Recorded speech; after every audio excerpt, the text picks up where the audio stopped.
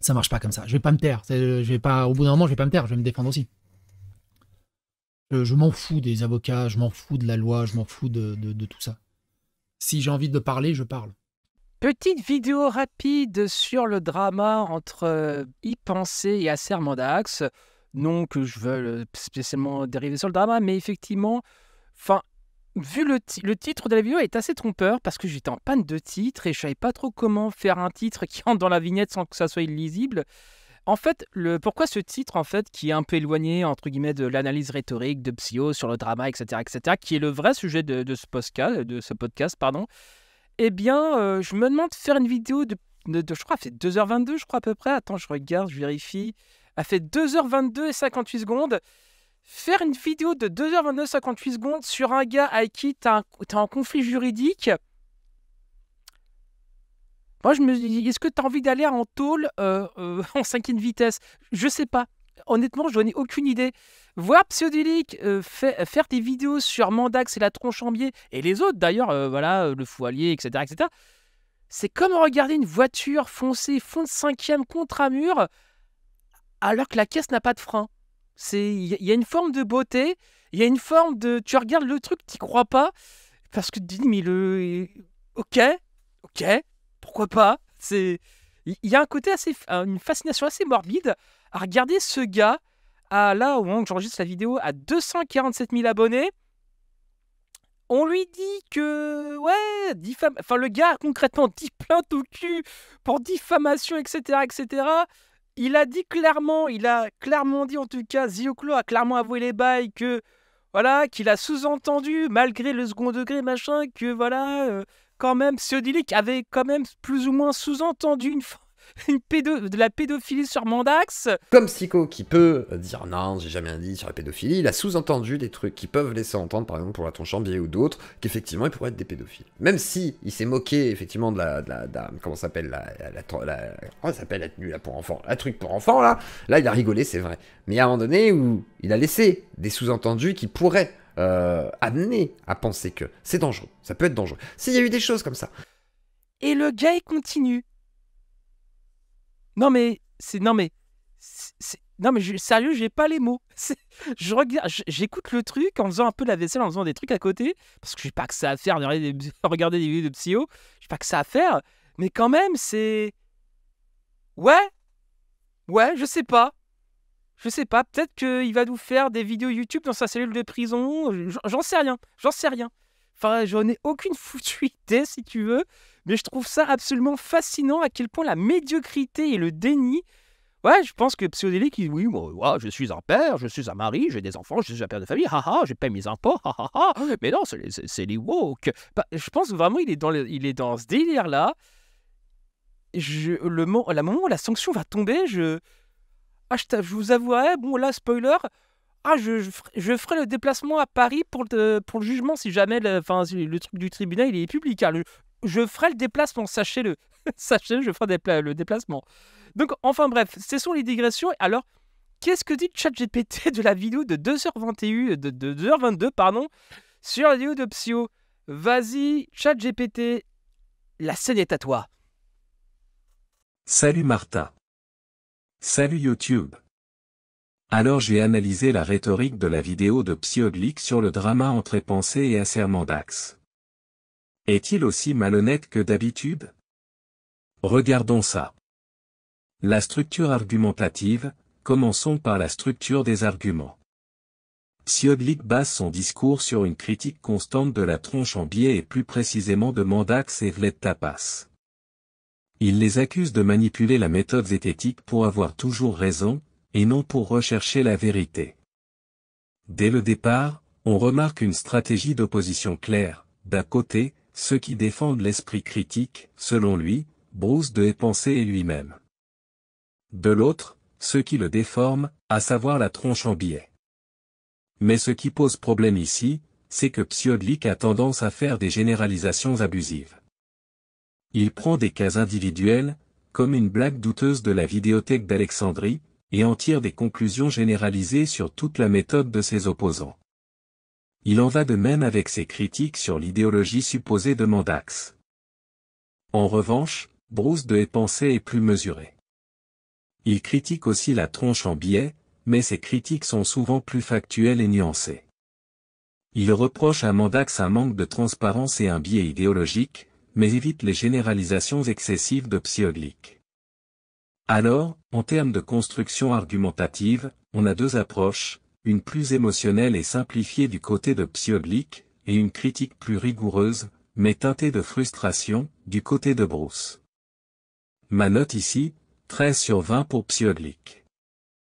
Il tombe trop souvent dans le piège des sophismes. La rhétorique émotionnelle, parlons maintenant de l'usage des émotions. Ici, Psyodlik utilise clairement la rhétorique émotionnelle pour manipuler son public. Il se place en victime, accusant Mandax et Vled Tapas de harcèlement, de calomnie, et même de manipulation. Tout est fait pour susciter l'indignation. Il utilise des mots forts comme trahison, harcèlement, ou encore manipulation. Son objectif ? Faire monter la colère chez ses auditeurs et les galvaniser contre la tronche en biais. C'est une rhétorique efficace, mais qui repose avant tout sur des émotions plutôt que des faits concrets. De son côté, Bruce adopte un ton plus neutre. Mais même lui, on le sent frustré. Ses critiques, bien que plus factuelles, laissent transparaître un agacement face à ce qu'il considère comme l'hypocrisie de Mandax. Le problème ici est que Psyodlik s'appuie beaucoup trop sur les émotions, ce qui affaiblit la dimension rationnelle de son discours. Il essaie parfois de tempérer en disant qu'il ne cherche pas à encourager le harcèlement, mais ses propos restent empreints d'émotion. Ma note pour l'usage de la rhétorique émotionnelle, 14/20. Psyodlik manipule plus les émotions que Bruce, qui reste tout de même influencé par sa frustration. La véracité des propos, passons à la véracité des propos. Là, c'est là où Psyodlik trébuche le plus. Beaucoup de ces affirmations ne sont pas vérifiables ou reposent sur des anecdotes personnelles. Par exemple, il accuse Mandax d'antisémitisme, mais cela repose sur une interprétation d'un incident passé. Il n'y a pas vraiment de preuves tangibles à l'appui. Psyodlik critique également la méthode zététique de la tronche en biais, mais ses critiques semblent plus motivées par son hostilité personnelle que par une analyse rigoureuse. Il dit que Mandax utilise la zététique pour avoir raison, mais il n'explique pas vraiment en quoi cette méthode serait fondamentalement erronée. De son côté, Bruce est un peu plus factuel. Il critique la communauté zététique pour un manque de transparence, mais, là aussi, il manque parfois d'exemples concrets pour étayer ses affirmations. Toutefois, il reste plus précis que Psyodlik. Ma note ici, 12/20 pour la véracité des propos. Beaucoup d'interprétations et d'accusations n'ont prouvé chez Psyodlik, avec une légère rigueur supplémentaire chez Bruce. Les thématiques spécifiques, terminons par l'évaluation des thématiques. Dans cette vidéo, certains thèmes se démarquent. Racisme, à 25%. Le racisme n'est pas explicitement présent, mais les accusations d'antisémitisme contre Mandax sont utilisées pour critiquer ses positions sur certains sujets sensibles. Psyodlik semble vouloir toucher un point sensible sans s'engager directement. Nationalisme, à 30%. Il n'y a pas d'éléments nationalistes ouverts, mais l'hostilité de Psyodlik à l'égard des discours progressistes peut trahir un attachement à des idées plus conservatrices. Complotisme, à 55%. Psyodlik laisse entendre qu'une partie de la communauté zététique est manipulée par des agendas idéologiques, ce qui flirte avec une vision complotiste. Désinformation, à 40%. Psyodlik présente certaines informations de manière biaisée ou exagérée, sans toujours distinguer clairement les faits de ses interprétations personnelles. Influence de l'extrême droite, à 35%.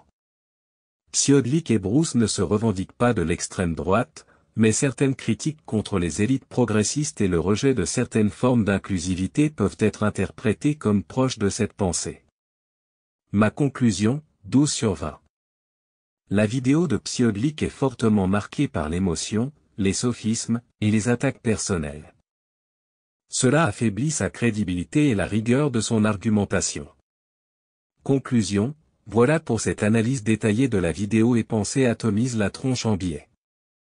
Comme on l'a vu, les critiques de Psyodlic, bien qu'elles contiennent quelques points valides, sont souvent entachées par l'émotion, les sophismes, et les interprétations personnelles.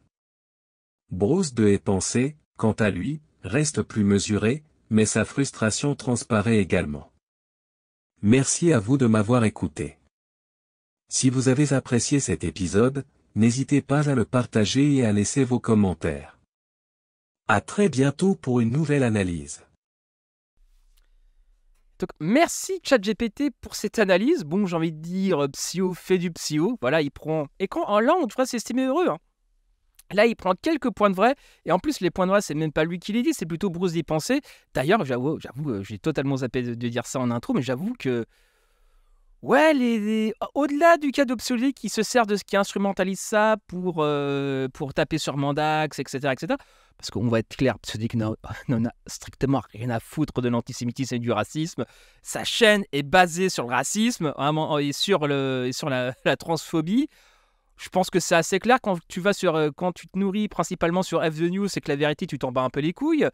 Mais enfin bref, donc quoi, j'avoue que parmi les myriades de trucs que j'ai entendus de dérives sur la sphère sceptique, je t'avoue que l'antisémitisme en Mandax, je t'avouerais que j'avais pas entendu. Bon. Bah, après, il y a des trucs beaucoup plus ouf dans la sphère sceptique que je me suis... Disons, voilà, les bruits courts, voilà, je vais faire très simple, les bruits courts.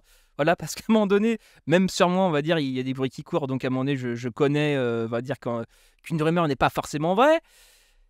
Mais vu que les gens qui me l'ont dit sont plutôt gens que j'estime comme étant fiables, ouais, enfin, je pense que je vais pas trop baver non plus, mais disons que la sphère sceptique, quand même, j'en ai connu des sphères, mais la sphère sceptique, c'est peut-être elle est dans mon top 3 les plus toxiques, hein.